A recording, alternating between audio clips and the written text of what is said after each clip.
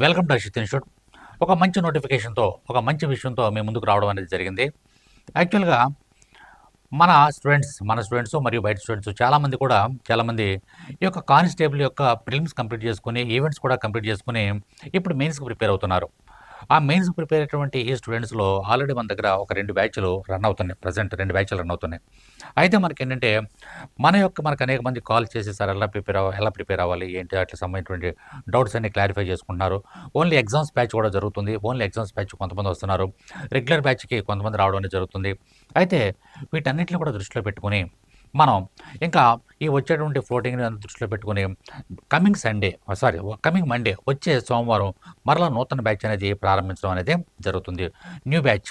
కాబట్టి ఇక్కడ మనకి నూతన బ్యాచ్ ప్రారంభం. న్యూ బ్యాచ్ స్టార్ట్స్ ఏపీకి సంబంధించినటువంటి కానిస్టేబుల్ మెయిన్స్. యాక్చువల్‌గా ఒక విషయం గమనించినట్లయితే మనకి జెంట్స్ విషయంగా వచ్చినప్పటికి కొద్దిగా కొంచెం కాంపిటీషన్ ఉంది గానీ, లేడీస్‌కి మాత్రం అనుకున్నంత కాంపిటీషన్ అనేది లేదు.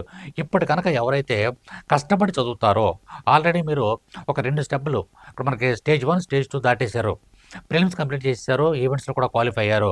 మంచి అవకాశం ఇది. ఇటువంటి అవకాశం మరలా ఎప్పుడొస్తుందో మనకు తెలీదు. కాబట్టి ఇప్పుడు మీరు చేయవలసిందేంటంటే, నంబర్ ఆఫ్ ఎగ్జామ్స్ రాయాలి. లెసన్స్ వినాలి. ఫస్ట్ ఆఫ్ ఆల్ వాటికి సంబంధించినటువంటి లెసన్స్ వినాలి. జాగ్రత్తగా లెసన్స్ వినాలి.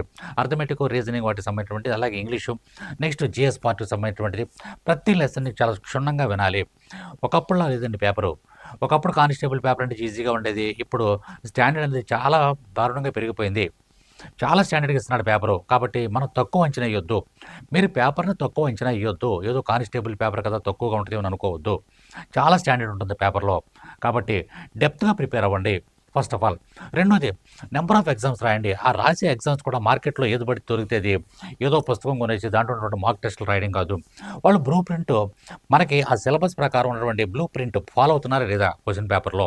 వాళ్ళు ఇచ్చిన వెయిటేజ్ ఫాలో అవుతున్నారా లేదా?